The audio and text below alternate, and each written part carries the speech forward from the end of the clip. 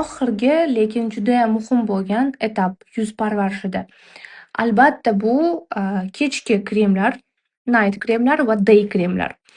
Birinchi navbatda teringizni yaxshi namlantirishingiz kerak. Teringiz quruq bo'ladimi, yog'li bo'ladimi, umuman farqi yo'q. Har doim teringiz, yuzingiz, badaningiz doim namlantirilishi kerak. Ana o'shanda teringiz qurib ketmaydi. Hozir qo'limda CeraVe'ni juda ham katta miqdordagi kremi, buni sostavida qizlarjonlar gialuronkasi, ceramidlari bor. Bemalol buni teringizni namlantirishga, baryerni восстановить qilishga ishlatsanglar bo'ladi. Bu for face for body, ya'ni yuzga ham, badanga ham ishlatsa bo'ladi. Shuning uchun shunaqa katta va barakali 340 gramm, salkam yarim kiloga yetmaydi. Keyin kechqurungi krem. Bu ham baryerlarni восстановить qiladi. Birinchi navbatda pora qisqartirishga ishlab beradi. Agar poralaringiz kengayib ketgan bo'lsa, tonalkalar tiqilib, kirib qolayotgan bo'lsa, unda mana shuni tavsiya qilgan bo'lardim kechki paytga ishlatishni.